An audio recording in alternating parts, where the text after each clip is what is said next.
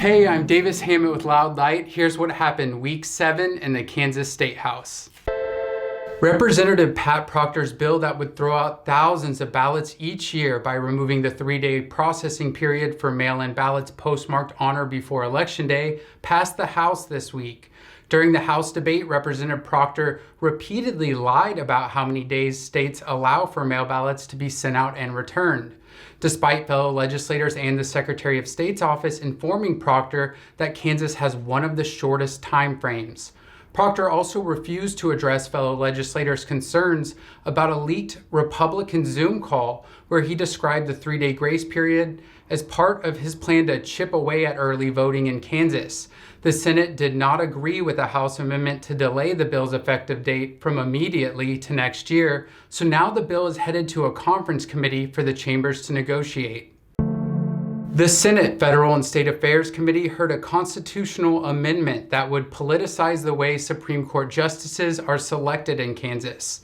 The bill is part of a decade-long plan of Attorney General Chris Kobach to delegitimize the court by eliminating the merit-based process used to select justices and turn judges into partisan politicians. The proposal would change the Kansas Constitution to allow the Republican-controlled legislature to determine all the details, including which judges would be elected when. The complete overhaul of the judicial process has been a goal of the Kansas Republican Party, as the court has been the main force preventing them from defunding schools and restricting personal freedoms. Additionally, this comes as the legislature is debating a bill to abolish party campaign contribution limits, which would allow billionaires such as Elon Musk to make multi-million-dollar contributions into Kansas elections.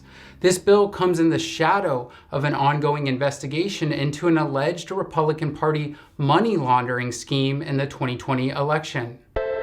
Last week, House floor proceedings were abruptly suspended for 2 hours when Republican whip Representative Nick Hoheisel allegedly walked into the Democratic side seating area and shouted profanities as he put his finger in Democratic Representative Ford Carr's face.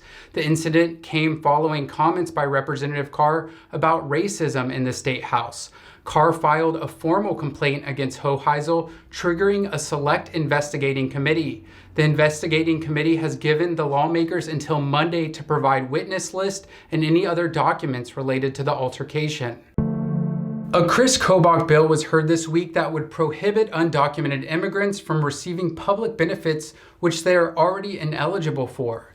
The bill expands the definition of public benefit to include in-state college tuition rates, which would more than double the cost of higher education for impacted Kansas high school graduates who are already not eligible for financial aid or student loans.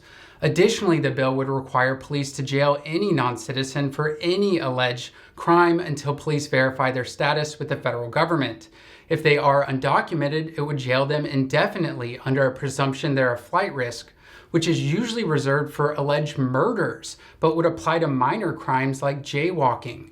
Chairman Senator Mike Thompson allowed the only proponent, Chris Kobach, to speak for over 20 minutes, but only gave 12 minutes total to be shared among the many opponents. As Thompson began to cut off the dozens of people who had traveled to Topeka to speak, a man attempted to begin testifying, causing an emotional outburst from Senator Thompson. Thompson slammed his desk, cut off the room's public audio feed, and ordered the Capitol Police to remove everyone. Next week, there will be more hearings on tons of bills and proposed constitutional amendments, as legislators only have about 2 weeks of regular committee meetings left this year. If you find these videos helpful, please consider donating at loudlight.org/donate. Stay tuned, stay engaged, and until next time, thank you so much, Kansas.